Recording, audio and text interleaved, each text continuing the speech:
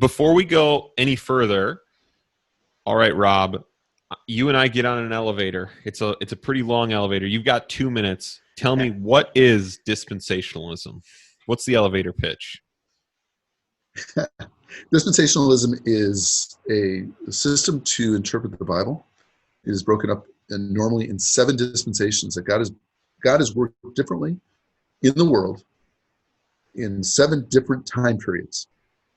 And Scripture gives us a running commentary of what's happening in those time periods. So God will work with the people that he's working with differently in different time periods. And so in the garden, he worked with Adam and Eve. They were the people of the dispensation.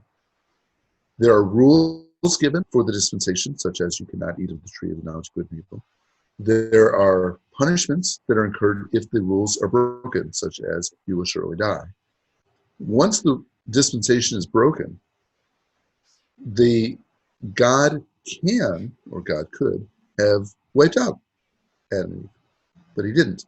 So a new dispensation starts. In this case, the new dispensation is the dispensation of conscience. And in that dispensation, there are new rules. Now man will be governed by their conscience. And if mankind does not live according to the truth of the image of God within them in their conscience, then they will be found guilty of breaking the rules of that dispensation. So this carries through all the way through the last dispensation, which is the kingdom, millennial kingdom. And each dispensation will have its own rules. Each dispensation will be broken, and each dispensation will eventually lead into something new. Because the last dispensation, once it's broken, does not lead into a new dispensation. It leads into the eternal state. All right. Well, oops, we got off at the wrong 4. We're going back down. You've got 2 minutes to pitch me covenant theology.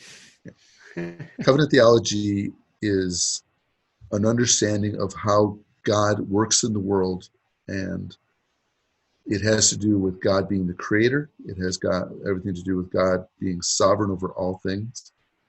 He has created us in his image, and he created us righteous.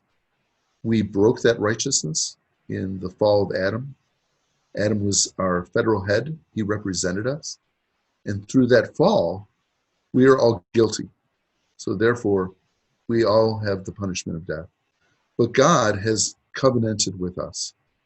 And in this covenant of grace, he will save his people.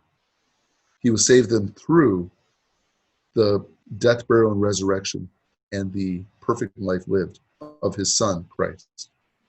That someday Christ will return and all of God's people will be saved. God will not break his covenant. And the only way of salvation is through being part of the covenant of grace. All those who are found outside the covenant of grace are still guilty of breaking what we understand and we call the covenant of works. And unless you stand before God covered in the righteousness of Christ, brought into the covenant of grace, you will have to adhere to the punishment that you incurred through breaking the covenant of works.